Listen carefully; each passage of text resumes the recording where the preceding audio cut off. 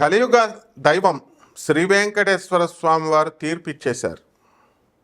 మనకి పోతులూరు వీరబ్రహ్మేంద్ర స్వామి వారు చెప్పిన, నాస్ట్రడామస్ చెప్పిన, వంగాబాబా చెప్పిన 2025 సంవత్సరం నుంచి మనకి కలియుగ అంతం ప్రారంభం కాబోతోందన్నారు.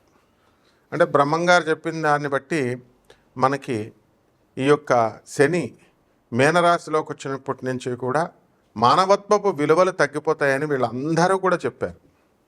ఇక అక్కడి నుంచి పతనం ప్రారంభం అవుతుంది. రోగాలు బాగా పెరుగుతాయి, కరోనా ఎలా వచ్చిందో అలా.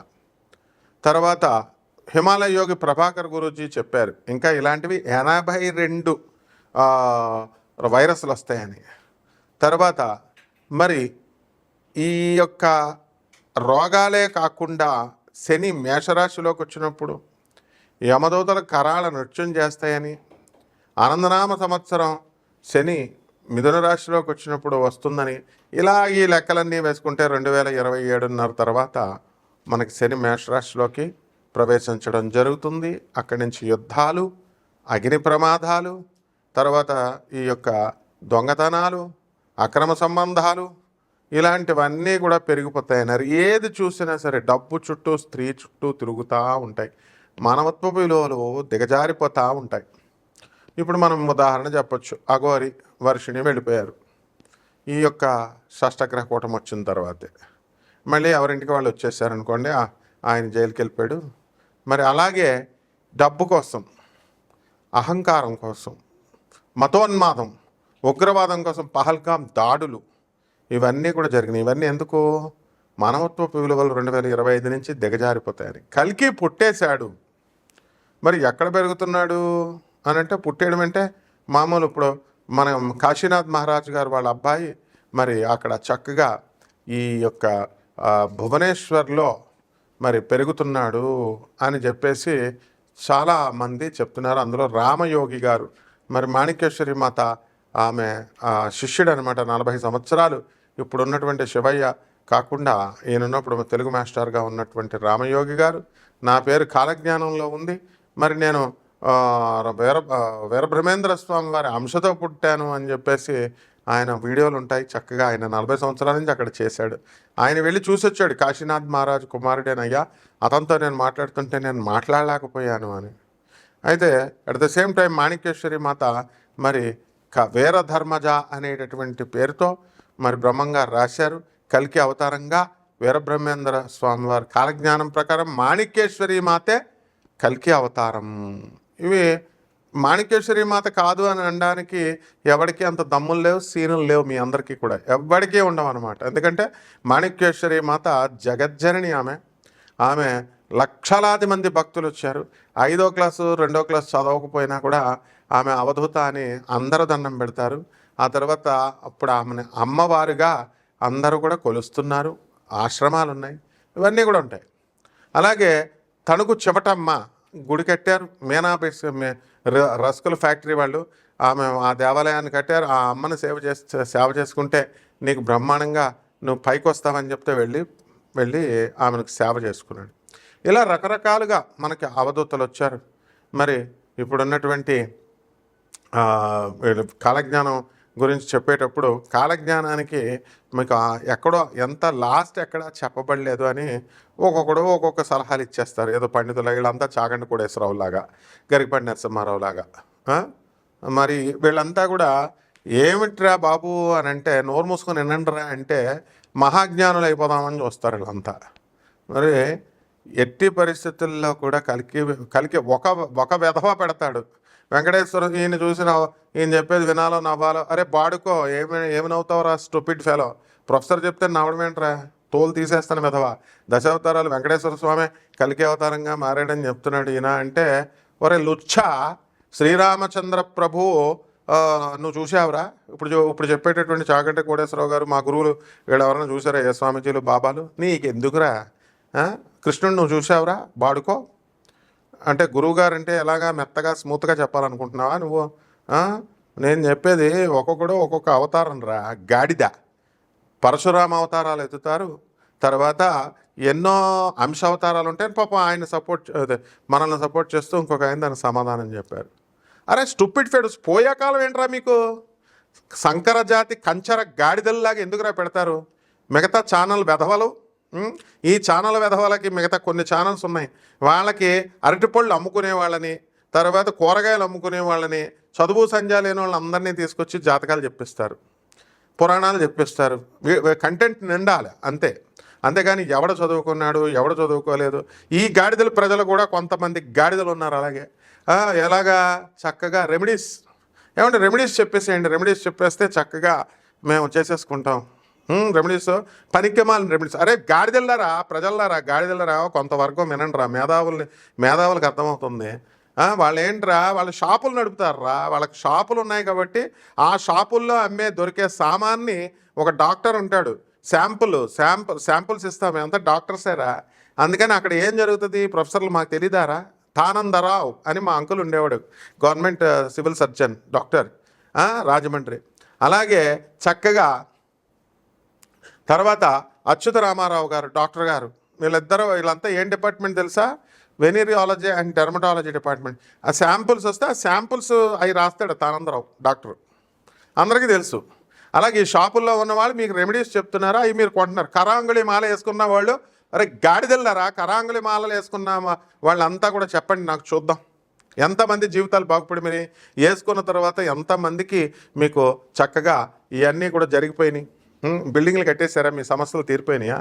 రెమెడీ అంటే అది కాదు. జగద్గురువులను చూపిస్తుంటే మళ్ళీ నాకే పేరు పెడతారు స్టూపిడ్ ఫెలోస్. జగద్గురు ఆదిశంకరాచార్యులు వారు, జగద్గురు శ్రీకృష్ణ పరమాత్మ, జగద్గురువులు అయినటువంటి మన దత్తాత్రేయ స్వాముల వారు, వీళ్ళ యొక్క ఆశీర్వాదంతో వస్తాయి నాయన అని చెప్తుంటే మెటాఫిజిక్స్ తెలీదు, ఆ గురుతత్వం తెలీదు. ఒక వెధవ అంటాడు, వెలాసిటీ ఆఫ్ ఆడికి 0 సబ్స్క్రైబర్స్తో ఉంటాడు. దమ్ము ధైర్యం ఉంటే ఎవడైనా పెట్టండి, కామెంట్ పెట్టినప్పుడు నీ ఫుల్ అడ్రస్ ఎవరా చూసుకుంటా, నీ సంగతి. ఫుల్ అడ్రస్ లేదు. ఇప్పుడు ఉన్నటువంటి జ్యోతిష్కులు వీళ్ళు ఎవరో కూడా వాళ్ళ ఫోన్ నెంబర్ పెట్టమను. చాగంటి కోటేశ్వరరావు గారు ఆయన ఫోన్ నెంబర్ పెట్టమను, గరికపాటి నరసింహారావు గారు ఆయన ఫోన్ నెంబర్ పెట్టమను. ఎవరు పెట్టర్రా, నేను పెడుతున్నాను. ఎందుకు? మీరు బాగుపడాలనే ఉద్దేశంతో. ఎవ్వరు కూడా ఫోన్ నెంబర్లు పెట్టరు. మరి నువ్వు ఇంకేం మాట్లాడతారా? అసలు వీడియోలు వినండిరా, నీకు అవసరాలలో ఉన్నవాళ్ళు జ్యోతిషం కోసం నన్ను సంప్రదించండి అంటే నాకు సలహాలు ఇవ్వడానికి మీరెవర్రా అసలు? Stupid fellows. నేను గురువుని, నేను ఒక సమాజ సంస్కరణ కోసం, రిఫర్మేషన్ కోసం, రెనోవేషన్ కోసం రెనోవేట్ చేసుకుంటూ వస్తున్నా. నా గురువులు నేర్పింది నేను యూట్యూబ్ మీడియాలో, వాళ్ళ సోషల్ మీడియాలో మనం చెప్తున్నాం, మా ఛానల్స్లో చెప్తున్నాను. నీకు ఎందుకురా, నీకు ఇష్టమైతే వినాలా లేకపోతే దొబ్బేయాలంతే. వెలాసిటీ ఆఫ్ లైట్ అంటే స్టూపిడ్ ఫెలో మోడర్న్ సైన్స్లో ఉంది ఇది. ఆయన పాత ఆస్ట్రాలజీలో ఎక్కడున్నాను? అరే గాడిదా, నీకు చెప్పాను కదరా, బాల్య దశ, యౌవన దశ, వార్ధక్య దశ ఉంటాయిరా అని. నీకు అసలు నువ్వు జ్యోతిష్కుడివి కాదు, నీకు జ్యోతిష శాస్త్రము రాదు. తాంత్రిక్ అనే గాడిదలకు కూడా చూడండి రా, ఆనంద్ మార్గ్ ఓపెన్ చేయండి రా, ఆనంద్ మార్గ్ ఆశ్రమం తాంత్రిక్ గురువు ఆయన. కపాల సాధన కూడా సుప్రీంకోర్టు పర్మిషన్ ఉంది. స్వాడ్ ఇంత సైజు ఉండాలి అని చెప్పేసి ఎలాగైతే సిక్కులకు ఉంటుందో అలా ఉన్న ఆర్గనైజేషన్స్ రా. ఐక్యరాజ్య సమితిలో సభ్యత్వం ఉన్నటువంటి దాని సంస్థలు రావి. అలాంటి జగద్గురువులను చూసుకోకుండా మీరు వినకుండా ఏదో పిలకేసేసుకొని వచ్చేసి 4 మొక్కలు చెప్పేసి జ్యోతిషాన్ని నింపేసి ఎవడరా మీరంతా అసలు? వాళ్ళని అడగండి వెళ్ళి, స్టూపిడ్ ఫెలోస్. ఇక్కడ ఆ ఛానల్స్, కొన్ని యూజ్లెస్ ఛానల్స్ ఉన్నాయి. చదువుకున్న వాళ్ళు చెప్పేవేమో భారత్ ఎడిషన్ అని ఒక చిన్న దాంట్లో పెట్టడము, 9 మ్యాక్స్లో గాడిదలను అందరినీ తీసుకొచ్చి పెట్టడం. ఏంట్రా ఇది? Is this the way that you'll do? అంటే మీకు యాంకర్లు ఏమో జీతాలు వాళ్ళ జీతాలు పెంచుకోవడం కోసమని ఎవరిని పెడితే వాళ్ళు ఉప్పరోళ్ళని సచ్చరోళ్ళని అన్నట్టుగా చక్కగా ఈ యొక్క ఇది మీకు కంటెంట్ ఉండాలంటే అరటిపళ్ళు అమ్మేవాళ్ళని, ఈ కూరగాయల వాళ్ళని అందరినీ తీసుకొచ్చి నింపిస్తారా మీరు? యాంకర్ జీతం రావాలని చదువుకున్న వాళ్ళే తీసుకొచ్చి మీరు చదువుకున్న పండితులు ఏమో చిన్న ఈ యొక్క ఛానల్స్లో పెడుతూ పెద్ద ఛానల్స్లోనేమో నీకు సబ్స్క్రిప్షన్ ఉందా? నిమిషంలో సబ్స్క్రిప్షన్లో పోతాయి. చదువు, ఐఎమ్ ఎడ్యుకేటింగ్ ద పబ్లిక్. ఇంత రఫ్గా ఉండకపోతే మీకు స్మూత్గా చెప్తామా? మీరు చేసే పనులు కరెక్ట్గా ఉన్నాయా? So legion here after.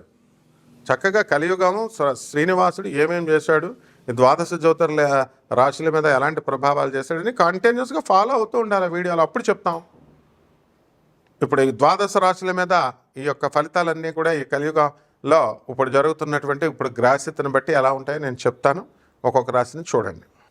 ఈ యొక్క వృషభ రాశి వారికి ఒక వార్నింగ్ ఏంటంటే దేని గురించి అంటే, మీకు ఒక స్త్రీ వెంటాడుతోంది మిమ్మల్ని, జాగ్రత్త. ఆ వృషభ రాశి వాళ్ళు బోర్లా పడిపోవడానికి అవకాశాలు ఉంటాయి నాయన.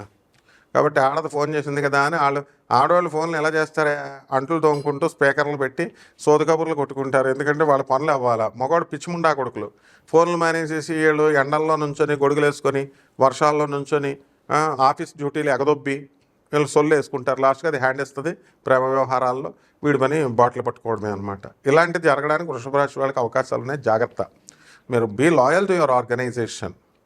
ఇప్పుడున్నటువంటి మన గ్రహస్థితిని బట్టి మనకి శుక్ర శనులు ఇద్దరు కూడా మీనరాశిలో ఉండడము, రవి బుధులు ఇద్దరు కూడా మనకి వృషభ రాశిలో ఉండడము ఇవి జరుగుతున్నాయి. కాబట్టి వృషభ రాశి వారికి అంతా కూడా ఈ యొక్క బుధాదిత్య యోగ ప్రభావం వలన కార్లు కొనడము, వెహికల్స్ కొనడము జరుగుతుంది. ఇక కేతువు మే 18 తర్వాత 2025 సంవత్సరంలో మనకి కన్యా రాశి నుంచి మనకి సింహరాశి వారికి వస్తుంది, సింహరాశికి. కాబట్టి ఏమవుతుందండి, సింహరాశిలోకి వచ్చినప్పుడు మీకు చక్కగా ఈ యొక్క విదేశాలకు సంబంధించినటువంటి యాత్రలు ఇవన్నీ కూడా చేయడం జరుగుతాయి. స్టూడెంట్స్ వెళ్ళాలనుకునేటటువంటి వాళ్ళు విదేశాలకి వెళ్ళడం జరుగుతుంది. అండ్ ఈ విధంగా రైతులంతా కూడా మంచి పంటలు అనేటటువంటివి పండిస్తారు. అలాగే అన్ని రకాల చిన్న చితక ఉద్యోగాలు చేస్తున్నట్టు దగ్గర నుంచి పెద్ద ఆఫీసర్ల ఉద్యోగాల వరకు కూడా చాలా చక్కగా మీరు వెళ్ళడం అనేటటువంటివి జరుగుతాయి. కాబట్టి ఈ యొక్క రాశి వారి అందరూ కూడా మీకు వృషభ రాశి వాళ్ళు బాగా మనధర్మశాస్త్రం ప్రకారం 10% దాన ధర్మాలు చేసుకోండి పేదవాళ్ళకి అందరికీ కూడా. This is the what Swami Vivekananda told. What rishis చెప్తున్నది నేను చెప్తున్నాను. అంతేగాని పసుపులేసి కుంకాలేసి పూజలు చేసేసి మీరు మాకేదో జరిగిపోద్ది, కోట్లు వచ్చేస్తాయి అనుకున్నారంటే మీరు పోతారన్నమాట. కాబట్టి ఈ యొక్క అన్ని వర్గాల వారికి కూడా వృషభ రాశి బాగుంది. అండ్ డెఫినెట్గా మీకు ఎవరికైతే పర్సనల్గా జాతకం చూపించుకోవాలనుకుంటున్నారో, ఇది మోడర్న్ సైన్స్ని, ఏన్షియంట్ ఆస్ట్రాలజీని బ్లెండ్ చేసి చెప్పేటటువంటిది. ఇది అల్లాటప్ప జ్యోతిషం కాదు, ఇది నాసా రిపోర్ట్స్ని పరిశీలించి చెప్పేది. కాబట్టి మేము దీనికోసం ఏమిటంటే నిజంగా సీరియస్గా ప్రాబ్లమ్స్లో ఉన్నవాళ్ళు రండి. పిసనార్లు, కన్నింగ్ ఫెలోస్ రావద్దు. ఇది నాన్ కమర్షియల్ ఆస్పెక్ట్తో చెప్పబడేది. ఇక పరిహారాల దగ్గరికి వచ్చేసరికి మీకు ఏం చేయాలండి అంటే, పరిహారాలు మనకి కేతు జపం చేసుకోండి, కేతు స్తోత్రాలు చదవండి, కేతువుకి కిలోంపావు ఉలవల్ని చిత్రవర్ణం కలిగినటువంటి బట్టలన్నింటినీ కూడా పేద బ్రాహ్మణులకి అధిక పారితోషికాన్ని ఇచ్చి దానం చేయండి. అలాగే దశమహావిద్యల్లో ఒకటైనటువంటి ధూమావతి అమ్మవారి యొక్క హోమాన్ని మీ ఇళ్లల్లో జరిపించుకోండి. ఈ విధంగా జరిపించుకోవడం ద్వారా, అలాగే జమ్మి చెట్టుని సెలెక్ట్ చేసుకోండి, దానికి బకెట్ నీళ్లు పోయండి. ఆ బకెట్ నీళ్లు పోస్తూ చక్కగా మీరు ఈ యొక్క ఓం శనేశ్వరాయ నమః అంటూ, ఓం కేతవే నమః అంటూ మీరు ప్రదక్షిణాలు చేయండి. ఈ విధంగా చేస్తే బ్రహ్మాండంగా ఉంటుంది. మిగతా రెమెడీస్ నేను తెలియజేస్తాను. శుభమస్తు.